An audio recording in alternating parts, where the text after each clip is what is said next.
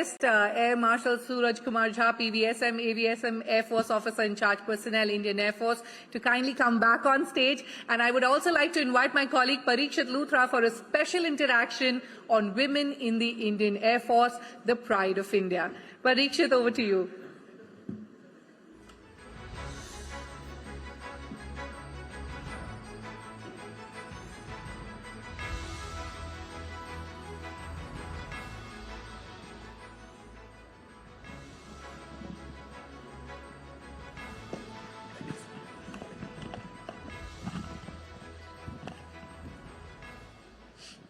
Thank you very much, Shruti. Ladies and gentlemen, we've really heard some brilliant stories from three amazing women officers in the Indian Air Force and women entrepreneurs and businessmen right here in our audience in Chennai. Now, we often hear of women fighter pilots. They began their journey in the fighter stream of the Air Force in 2018. Avni Chaturvedi was one of the first. But women really began their journey in the Air Force 31 years ago. Air Marshal Jha. Yeah, how's the journey been? What are the kind of changes you've seen over the years? I was a young squad leader when this journey began. Actually, the first change that I saw was in the crew rooms, where certain changes were made to make it more gender neutral. I mean, that's on the lighter side, because crew room used to be a place, all male, chill out location. Like you said, journey began in 91. And by 93, the first batch of women officers joined the Indian Air Force, and they were the engineers. And within 1 year, we already had them in the flying branches, both helicopter and transport. And by 96, we had them in all the ground duty branches. The initial tenure was only for 5 years. Why? Because military has been traditionally a male-dominated sector. So we wanted to take it slow, and at the end of 5 years, depending upon how they adapted and how the military adapted to them, the idea was to grant them extension. But at the end of 5 years, we did not have enough data, so the scheme was extended, and then, like life, unexpected things happened. Kargil conflict broke out, and whatever changes that were anticipated had to be frozen. Immediately after Kargil, we had the Kargil Review Committee, and followed by the Ajay Vikram Singh Committee for cadre restructuring. So whatever changes that were anticipated were actually put on hold. The real change began from 2010, when the women were granted permanent commission for the first time. 2015, the first batch of women fighter pilots joined in, but the pace of change has actually snowballed in the last 3-4 years. The woman in fighter stream has been made permanent. Girls have started joining Sainik School. Even NDA has been open to girls. So I was in NDA just 2 months ago for the passing out, and there I saw young, bright girl cadets marching shoulder to shoulder with their boy counterparts. In fact, we must tell the audience that the Air Force is open to women in all combat roles. Yes, absolutely. So today we can very proudly claim to be gender neutral. There is no branch or avenue that is not open to women. Absolutely. Right. Now, when it comes to getting women into all combat roles, give us a sense of the kind of challenges there are, especially getting them into the fighter stream.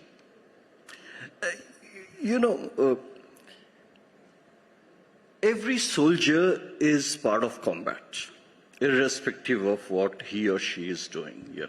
I'll take you back to Balakot, and the next day, if you recall, we shot down one Pakistan aircraft, fighter aircraft. And who was responsible for that?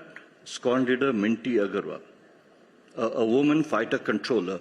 So she has been, and like her, many women, even in Kargil in 99, there were so many of them who were flying the transports, the helicopter, doing controlling, both on radar and in the air traffic, maintaining aircraft, loading weapons.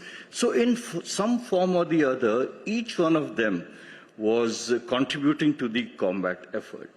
Yeah, fighter flying gets associated with combat because there's a certain glamour attached to it, the dogfight, the fighting of missiles. But as far as we are concerned, each one of them is a combatant in their own right. You're very right. And as you were hearing Air Marshal Jha, the achievements of Group Captain Shakti Sharma, Wing Commander Deepika Mishra, and Squadron Leader Sindhu Reddy, it's quite clear that if a women Air Force officer is flying a helicopter into a rescue mission in a cyclone-affected area, into a flood-affected area, it's as much a combat operation as doing something on the border. Absolutely, absolutely. The risk element involved, the challenges are as many. Give us a sense of what is the kind of numbers, the increase in applications that you're seeing over the years. Is there an increase in applications when it comes to women officers? Over the years, are you seeing an increase? Yeah, you know, I mean, today, and we take 2 batches every year, at an average between 30 to 50,000 per batch, they apply for joining the Indian Air Force. And unfortunately, we are able to take so few of them. Yeah. But because we are limited by our cadre strength, and we possibly can't take more than that. Right. So you have about 2,000 women in the Air Force right now, and of course the numbers will increase. You know, ladies and gentlemen, you must have a look at the Disha page of the Indian Air Force, where they're actually encouraging girls, young men to join the Air Force. And that had a very interesting poster some weeks ago, that of 3 women, and all of them were urging the youth to join the Air Force. So 3 women on a poster for the Air Force for recruitment. Are women the ambassadors of the Air Force when you go to different places in the country to recruit women and recruit men? Absolutely. They are our poster girls, you know. So we are very proud of their achievement. We are very proud of everything that they are doing, you know. During training, during operations, bringing in change, they are leading from the front, from wherever they are. And there is all the reason for us to showcase them as role models for the youth of the country to join. Right. Now, speaking about the kind of interest that your women officers have in joining combat roles, I've heard that many of them were very interested in getting into the Garud, which is the special forces of the Indian Air Force as well. Tell us about that, sir. Yeah, Garud is a special forces, like you mentioned. They undertake very high-risk missions. But to be able to undertake those high-risk missions, they have to attain very high levels of physical fitness. And it's the selection process itself is extremely grueling, and the training even more so. Garud Force is open to women. We have had women who have applied for that. Unfortunately, no one as yet has succeeded in completing this course, but I'm certain it's just a matter of time when women will be found even in Garud Forces. Over the years, what are some of the changes that you've had to make? Were there more physical changes in training centers, or was it changing the mindset? Both. The physical infrastructure was the simpler change. You know, it's just a matter of having adequate funds and a place to create toilets and changing rooms and so on and so forth. Mindset was more of an apprehension in our mind. You know, we did feel that male-dominated military attitude, male would find it difficult to accept women as equals. In fact, we were more apprehensive that the younger or the personnel below officer rank may find it difficult to accept women as their officer leading them. But we have realized over the period that most of these apprehensions were unfounded.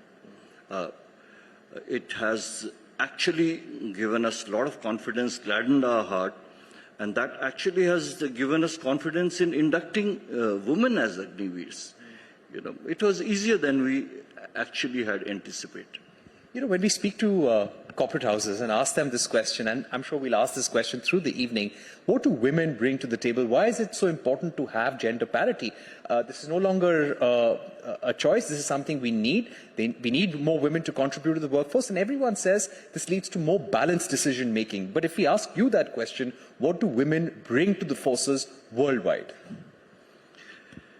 Women do bring balance. There is no doubt about it. They also bring in a certain level of sanity, a different perspective, how small decisions can affect in ways that men cannot even imagine, perhaps, you know. So it is good to see officers like Group Captain Shakti Sharma, who are in higher ranks, and we'll soon have more of them. They present a different perspective, and that's invaluable. Because ultimately, military, during war or combat situations, and even in peacetime, after all, affects lives. And it is important to have a wholesome, balanced view of the effect that military can have on life, rather than just a one-side story. We have had a women organization in terms of AFWA, but since they are not part of the policy making, their influence has been limited in more of welfare, and they have contributed tremendously. But having women amongst us drafting policies and giving valuable inputs on it, it's been very good. Very good. And you've just started inducting women through the Agniveer scheme. Yeah. Women who will be inducted will be called Agniveer Vayus, if I'm not wrong. How's that experience been? How enthusiastic are these young cadets who are training right now? Give us a sense of the kind of interest you saw for this scheme, especially from women and young girls. I have been involved in the Agnipath scheme, and right from beginning, I was Joint Secretary Air before I became the Air Officer in Charge Personnel, and right from the inception of the scheme, I have been part of it. The 31 years experience, or it was 28 odd years till that time, has come handy in actually opening the doors for women in Agniveer. We have had 28,000 women applicants for the first batch. Even though our numbers are very limited, we have taken only 155. So almost 1 in 200 is what we have selected. An absolutely brilliant crowd has come in. I would like to share with this audience that the enthusiasm, because our teams reach out far and wide, and the enthusiasm in the girls from, and you know, I'll just digress a little bit. What excites us most is that a large section of women did not think it possible to join the armed forces, because at that time you could join only as officers. But this Agniveer Vayu scheme has now given this aspiration to a majority of the girls from tier 2, tier 3 cities, even rural areas, a desire to be part of the armed forces. And that is truly exciting. Many of them will remain with us after 4 years, but many more who go back to society are the ones who will be the real change makers for this country. Having seen Air Force, having seen a way of life, like our officer put it, having seen what, and armed forces, Air Force particularly, we are very proud of it. We offer the best that this country has to offer. Okay, so having seen that best way of life, they'll be game changers. This is our 4th week of training for the first batch. There are issues that the muscle mass of the people from these rural areas is not adequate. Some of them are anemic. So we have scientifically designed weight training for them, scientifically designed diet for building muscle mass. We are laying artificial tracks for so that the stress fracture and the other things that used to happen earlier don't happen. Each one of them, when they go back to society, will carry this message in some form or the other. And their sisters, their cousins, as they grow, their daughters, they will perhaps not suffer the same thing that the present lot has suffered. So that way, we in the armed forces always keep feeding back, other than war, other than combat, other than providing security, how else can we contribute to the society? And this is a huge, huge, huge opportunity through the large number of women Agniveer who will go back to contribute to the nation at all times. No, that's beautifully put, and we'll sum it up now, M. Ashraja. And my final question to you would be, today anyone aspiring to join the armed forces, especially the Air Force, what are really the avenues, the range of activities and manner in which they can contribute to the nation? If today you had to inspire a young girl to join the Air Force, what would you say? I would say to the young girl that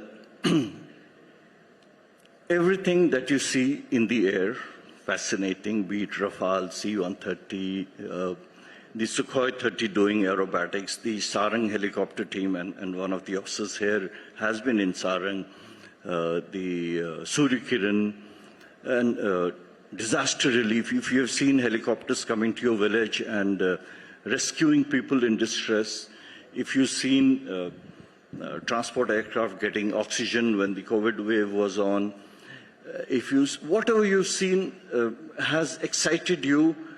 If you've seen high technology, if you see supply chain management, you name it, because the armed forces, the Air Force is a complete system in its own. It's a self-sufficient system. So from high technology to accounting to leadership, everything is here, including sports, including adventure. You name it, and it's there for you within the Air Force. And at the same time, you are doing a service to the nation. All right, M. Ashraja, thank you so much for putting all of that into perspective for our audience. That was a wonderful conversation, and thank you very much for joining us all the way from Delhi. M. Ashraja, Air Officer in charge of personnel, handling recruitments and training of all women in the Air Force. Thank you once again. Thank you. Thank you so much, sir. Thank you, Parikshit.